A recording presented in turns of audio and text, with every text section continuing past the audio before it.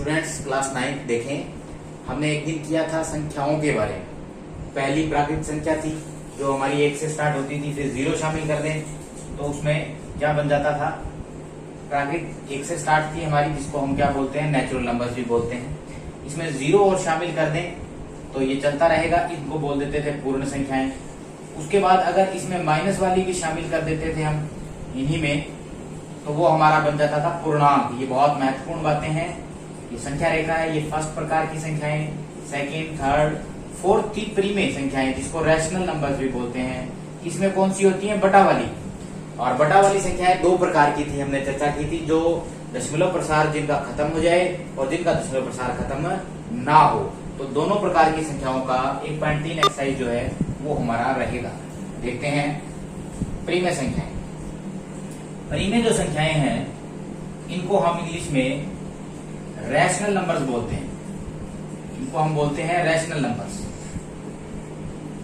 क्यों से लिखते हैं इनको, क्यों सिंबल है इनका, ये बड़ी क्लासेस में आएगा आपका 10th में, 11th में, 12th में। ये कैसी होती हैं? ये संख्याएं होती हैं जिनको P बटा Q के रूप में लिखा जा सके। यहाँ जो P और Q सिंबल हैं, जो ये निशान लगाए हैं बटा में, जो संख्याएं हैं, ऊपर अंश हो गया, नीचे हर हो गया। ये क्या है? P Q जो है वो पूर्णांक होते हैं। पूर्णांक का मतलब पूरे पूरे अंक, चाहे प्लस के हो चाहे माइनस के, -2, -3, प्लस का 5, 8, 11। और एक खास कंडीशन और होती है कि Q जो है वो नीचे वाला जो है वो 0 के बराबर नहीं होना चाहिए, क्योंकि किसी भी संख्या को आप 0 से भाग नहीं दे सकते हैं। अब ये प्रीमे संख्या होगी। क्या 3 एक प्रीमे संख्या है? यस। क्या 2 एक प्रीमे संख्या है? यस, क्योंकि इनके बटा में 1 लगा दें कोई फर्क नहीं है, ये रैशनल नंबर है। क्या -5 है? यस। क्या 7/2 है? यस। -5/2 है? बिल्कुल है। ये माइनस यहाँ लगा दें, यहाँ लगा दें, कहीं भी लगा सकते हैं, तो वो भी एक प्रीमे संख्या होगी। क्या 0 एक प्रीमे संख्या है? यस, क्योंकि 0 के बटा में 1 लगाया जा सकता है। अब प्रीमे संख्या के आगे अगर हम देखें तो दो पार्ट बनते हैं। एक पार्ट कहलाता है शांत दशमलव, दूसरा कहलाता है अशांत। ये हम एक बार चर्चा कर चुके हैं, मैं दोबारा रिपीट कर रहा हूं, देखिएगा। शांत दशमलव प्रसार और अशांत दशमलव प्रसार, ये क्या चीजें हैं? शांत को हम बोलते हैं टर्मिनेटिंग, इंग्लिश में टर्मिनेटिंग, जो टर्मिनेट हो जाए, खत्म हो जाए। अशांत, अ जो नहीं है, शांत, शांत नहीं है, जो विचलित है, जो चलता जा रहा है। नॉन टर्मिनेटिंग, जो खत्म ही ना हो, that is non terminating. Decimal part की बात कर रहे हैं। जैसे हम लेते हैं 10 को अगर 2 से भाग दे दें, 10 को 2 से भाग दिया जा सकता है। भाग दें तो क्या आता है? 5। 5 के बाद मैं दशमलव लगा के लिखूंगा तो 0 ही लिखना पड़ेगा। 5.0 वो 5 ही होता है। दशमलव के बाद कितनी मर्जी 0 लगा दो, कोई और अंक ना हो तो वो 5 ही है। 5 के बाद इसी तरह 4 के बाद लगाएं तो ये 4.0 है, ये 4 ही है, ये भी 4 ही है, 4.00। तो अब इसमें दशमलव के बाद कितने अंक आ रहे हैं? एक ही अंक आ रहा है जिसका नाम 0 है, और इसके बाद कोई और अंक आ रहा है? नहीं आ रहा है। तो ये दशमलव प्रसार कैसा है? शांत है, खत्म हो गया, टर्मिनेट हो गया। एक एग्जाम्पल और लेते हैं। 11 को अगर 2 से भाग दे दें तो 5 गुना 10.0, फिर 10, 5.5। दशमलव के बाद एक अंक तो आया, 0 तो नहीं आई, कोई अंक आ गया, कोई भी आ जाए, 5 आया, क्या इसके बाद कोई और भाग होता है? नहीं आता है, तो ये खत्म हो जाता है, टर्मिनेटिंग। शांत दशमलव प्रसार है इस परिमेय संख्या का। तो ये परिमेय संख्या किस प्रकार की है? शांत दशमलव प्रकार की। अशांत को और देख लेते हैं। 10 को भाग कर देते हैं 3 से। अगर 10 को 3 से भाग करेंगे, भाग करके देखते हैं जरा क्या आता है आंसर। 10 को 3 से भाग किया, 3 पे जाता है, 3 3 9, ऊपर से 1 बच गया, खत्म नहीं हुआ, दशमलव लगा दिया, 0 उतार लिया, फिर 10 बन गया, दशमलव यहाँ लगाया, फिर 3 पे गया, 9, फिर 1 बच गया। ये खत्म ही नहीं हो रहा है भाई, ये बोर्ड खत्म हो जाएगा, ये चलता ही जाएगा, ये कभी खत्म नहीं हुआ। हर बार ये कितना बनेगा? 10, और हर बार एक उत्तर हमारा बचता जाएगा। तो ये खत्म नहीं हुआ, अशांत, शांत नहीं है। तो 10/3 का क्या आंसर बना हमारा? देखते हैं। 10/3 का हमारा आंसर जो है वो बन जाता है 3.33333। ये लगातार चलता ही जा रहा है। इस दिक्कत को, इस समस्या को हमने कैसे हल किया? हमने इसको शॉर्ट फॉर्म में बोल दिया, 3.3 के ऊपर लगा दिया बार। ये बार बार आ रहा है, दैट्स ऑल, खत्म हुई बात। लेकिन क्या ये 3 खत्म हुआ? नहीं, ये प्रॉब्लम हमने सॉल्व कर ली। बार बार को लिखने का कि 3 के ऊपर बार लगा दिया। ये दशमलव के बाद जो अंक रिपीट हो रहा है, बार बार आ रहा है, वो अशांत दशमलव प्रसार है। तो अब बात ये है, जैसे 10 को 7 से भाग करके देख लो चाहे आप, तब भी कोई ना कोई जो उत्तर आएगा 1 पे गया। देखें 7 एकम 7, 3 बच गया 30, 7 चौके 28, 2 बच गया 20, 7 दूना 14, 6 बच गया 60, 8 पे गया, 8 7 56, फिर ये 40 बन गया, 7 5 35, ये 50, 50 बन गया, चलता रहेगा 7 आने के बाद आपका 49, 1, फिर ये रिपीट हो गया 10 बन गया फिर से, फिर यहां से आपका 1 आएगा, फिर 4 आएगा, 2 आएगा, फिर 8 आएगा, 5 आएगा, फिर 7 आएगा, फिर ये चलता रहेगा। तो इसका जो आंसर है वो 1.42857, 7 के बाद ये 1, ये रिपीट हो रहा है। ये इतनी चीज आपकी बार बार रिपीट होगी, हर बार 42 85 71 42 85 71 आता ही जाएगा, आता ही जाएगा, कभी नहीं खत्म होगा ये भाग।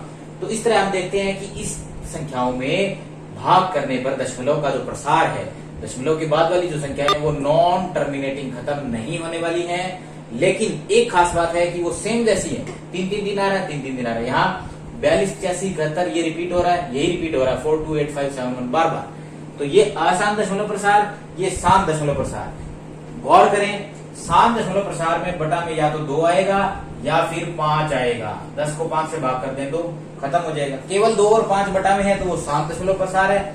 इन दोनों को छोड़कर बाकी बटा में हर में कोई संख्या है तो वो अशांत होगी। लेकिन 10 बटा 8 है, जैसे मान लें कि हमारा 10 बटा 8 है, वो 2 और 5 तो नहीं है, 10 बटा 8, बट 8 जो है वो वास्तव में 2 गुना 2 गुना 2 ही तो है, 2 का ही तो विस्तार है वो 8, 2 गुना 2 गुना 2, 2 मल्टीप्लाइड बाय 2 मल्टीप्लाइड बाय 2। ये शांत दशमलव प्रसार है, अशांत नहीं है। तो 2 है, 5 है, या 8 लिख दें या बटा में 4 लगा दें, ये है शांत वाले। अशांत वाले हैं जिसके बटा में 3 आ जाए, 7 आ जाए, 9 आ जाए, 6 आ जाए, ये है अशांत दशमलव प्रसार वाले। तो आप इसमें देख लेंगे 2 और 5 को छोड़ के बाकी कोई भी संख्या आती है और जो 2 और 8 5 का विस्तार ना हो वो अशांत उत्तर हमें देगी। देखें पहला सवाल हम करते हैं पार्ट 3 का। बताइए निम्न भिन्नों का दशमलव प्रसार कैसा है। हमें बिना भाग किए भाग नहीं करना है और ये बताना है कि दशमलव प्रसार खत्म होगा या नहीं होगा। पहला है 36 बटा 100, नीचे 100 आ गया, 2 जीरो है तो 2 जगह छोड़ के दशमलव लग जाएगा इसे। अगर दशमलव लग गया तो 3 और 6 के बाद कोई अंक है नहीं है, पूरा पूरा भाग कर देता है 100 इसको दशमलव में कन्वर्ट करके, तो ये शांत दशमलव प्रकार कहलाएगा। नेक्स्ट देखें 1 बटा 11, बटा में 11 है, 11 ना 2 है ना 5 है, हमने अभी किया था। अगर बटा में 2 आ रहा है या 5 आ रहा है या 2 की गुणाएं आ रही है, 2 गुना 2 गुना 2 या 5 5 गुना 5 गुना 5, तो वो शांत है, अदरवाइज नहीं है। 11 इसको भाग कर लो, ये खत्म ही नहीं होगा कभी, ये है शांत है। 4 सही, 1 बटा 8, ये मिश्रित भिन्न है, इसको सही लिखे। 8 चौके 32 और 33 बटा 8, बटा में कौन आ रहा है 8, 8 कौन है 2 गुना 2 गुना 2 है, तो 2 का ही रूप एक, तो ये शांत दशमलव प्रसार है। 3 बटा 13, बटा में आ रहा है 13, 13 जो है वो ना 2 है ना 5 है, तो ये अशांत दशमलव प्रकार का है। 2 बटा 11 अशांत है। 400, 2 जीरो को पहले हमने खत्म कर लिया, खत्म करके हमने दशमलव लगा दिया, 2 जीरो है तो 2 जगह छोड़ के दशमलव लग गया, 3.2 बटा में 4, 4 कौन है 2 का ही विस्तारित रूप है, तो ये शांत दशमलव प्रसार है। क्वेश्चन नंबर 2 देखते हैं। क्वेश्चन नंबर 2 में देखें, यदि एक संख्या है 1 बटा 7, ये हमारी है 0.142857, तो इसमें बार लगा रखा है। बार का मतलब है कि ये बार बार रिपीट होगा आगे, बार बार। कहता है कि अगर ये आपको पता है तो 2 बटा 7 का उत्तर निकालो। तो हमें पता है 2 बटा 7 का मतलब होता है 2 गुना 1 बटा 7 की गुणा कर रखी है 2 से, तो 1 बटा 7 का उत्तर हमें पता है, वो लिख दिया। तो 2 गुना ये बार पड़ा रहा, इस 2 से हमने इसको दशमलव वाले को गुणा कर दिया, तो हमारा यही बार बार उत्तर आता रहेगा। इसी प्रकार अगर 3 बटा 7 है तो 3 बटा 7 में आप क्या करेंगे, आप लिख देंगे 3 गुणा 1 बटा 7। 1 बटा 7 को किससे गुणा कर देंगे 3 से, इसको 3 से गुणा कर दो, ऊपर बार रखो, तो हमारा आंसर ये आ जाएगा। नेक्स्ट तीसरा सवाल देखें बच्चों, 1.3 एक्सरसाइज का। p बटा क्यू के रूप में व्यक्त करें, लिखना है। हमने इसने एक प्रीमेय संख्या दे रखी है जो अशांत प्रकार की है। 6 के ऊपर बार लगा दिया, दशमलव 6 के ऊपर बार लगाने का मतलब 6 6 6 लगातार चलता जाएगा, कहीं खत्म नहीं होगा। कहता है इसको बटा के रूप में लिखो, एक संख्या ऊपर एक संख्या बटा में, अंश और हर के रूप में।